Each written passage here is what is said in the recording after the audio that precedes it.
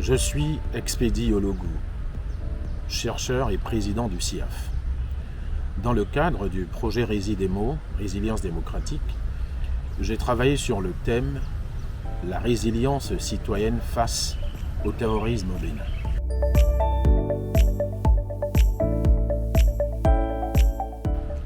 Au lendemain des attaques de fin 2021, les analyses et les critiques fusaient de partout sur la capacité de l'État béninois à faire face au nouveau choc terroriste.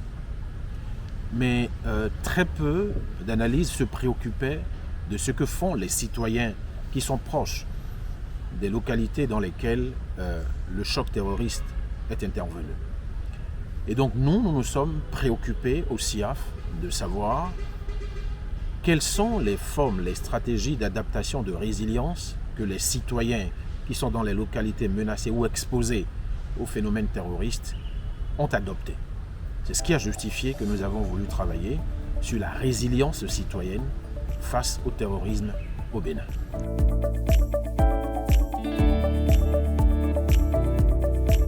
Sur la base des entretiens, des observations et du séjour que nous avons effectué dans ces localités proches du terrain terroriste, nous avons abouti à deux catégories de résultats.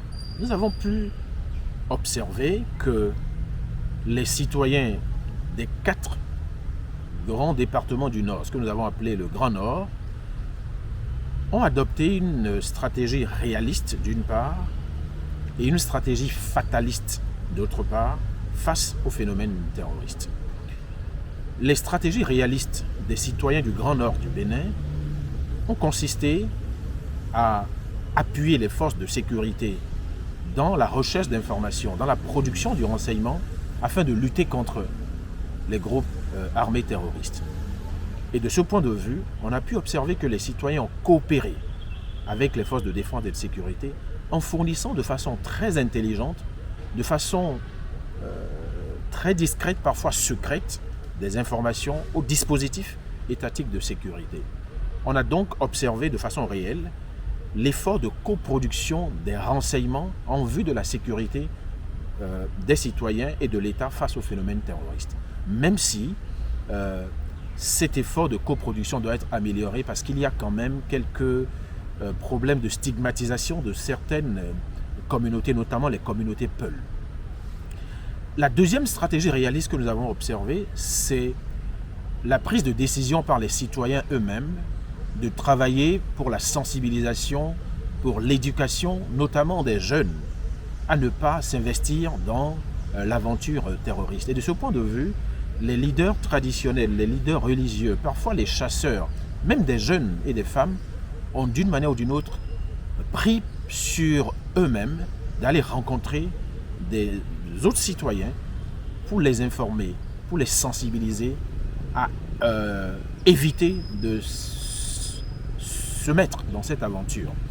Et c'est un effort positif, ce d'autant plus que ces initiatives ne sont pas des initiatives suscitées par des partenaires internationaux ou pas des ONG, mais ce sont des initiatives tout à fait personnelles, ou on va dire locales, même si elles restent généralement timides et fragilisées par l'engagement limité de la plupart des citoyens.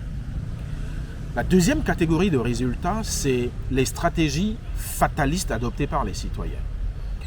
La fatalité consiste à dire, face à ce qui nous arrive, nous ne pouvons pas grand-chose et donc nous nous laissons aller au destin, à la force des choses. Et tant pis où advienne de nous ce qu'il plaira à la force des choses. Et il y a une phrase que je pense qui résume cette attitude fataliste des citoyens dans le Grand Nord du Bénin face au terrorisme, c'est « on ne peut lutter efficacement contre le terrorisme que si l'on s'en fout ». Ces stratégies fatalistes ont consisté à se baser sur l'indigence que l'on vit et à aller rechercher les forces de l'insouciance que l'on a. L'indigence, elle est matérielle et immatérielle. L'indigence matérielle, c'est la pauvreté matérielle. Le fait que les citoyens dans le Grand Nord du Bénin n'ont pas beaucoup de ressources matérielles et financières les amène à abandonner leurs enfants qui entrent dans beaucoup de groupes qu'ils maîtrisent ou pas, mais qui finalement les amènent vers les groupes terroristes. Et certains jeunes ont même pu avoir sur leurs parents, parce que pauvres, une influence et on va dire même une sorte de pouvoir. Des jeunes qui ont abandonné leur famille et qui, à la fin, revenus de certaines fréquentations, disent aux parents je ne suis plus votre enfant, vous n'êtes plus mon père, vous n'êtes plus ma mère. Et conformément à une certaine forme d'extrémisme religieux, offre des bêtes au père et à la mère et coupe le cordon ombilical avec le père et la mère, quittent la famille, vont s'installer dans des hameaux et décident de vivre autrement qu'ils vivaient habituellement. Ce qui crée une forme d'extrémisme chez eux. Et les parents, étant pauvres, n'ont pas la possibilité de s'y opposer et de les obliger à faire autrement. La deuxième catégorie d'indigence immatérielle, c'est le fait que, ayant été abandonnés par la société, n'ayant pas été bien éduqués, n'ayant pas des services sociaux à leur disposition, certains citoyens vivent comme abandonnés de tout le monde, sans repères ni moraux ni sociaux, et se livrent notamment à l'alcool et font tout ce qu'ils veulent, et parce qu'ils sont fragiles, parce que ce sont des corps en dispersion, ce sont des corps en perdition, ce sont des épaves humaines, parce qu'ils sont dans cette situation, les groupes terroristes trouvent chez eux un moyen de les instrumentaliser pour commettre les actes qu'ils veulent commettre. Parce que dans l'Atakora, par exemple, on peut, sans se tromper au regard des informations que nous avons eues, que l'alcool tue plus que le terrorisme.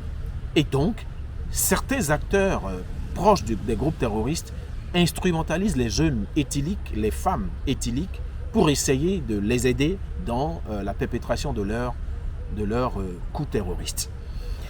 Et enfin, ce que nous avons observé d'intéressant quand même en termes de résilience dans le Grand Nord du Bénin, c'est ce que j'ai appelé les fleurs du mal terroriste.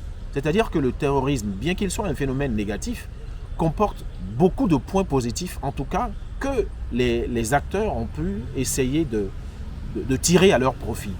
Par exemple, les questions d'extrémisme violent, de prévention, de peace building sont devenues pour beaucoup de jeunes une occasion d'emploi. Beaucoup de jeunes sont devenus des experts du peace building, de l'extrémisme violent, du terrorisme, simplement parce que, évidemment, les organisations internationales offrent des possibilités d'emploi. Des organisations locales également ont obtenu beaucoup de projets parce que justement il y a un marché de financement d'activités de contre-terrorisme, de sensibilisation, etc. Ce qui fait qu'aujourd'hui, beaucoup d'ONG profitent du terrorisme pour vivre, pour fonctionner et pour s'en sortir.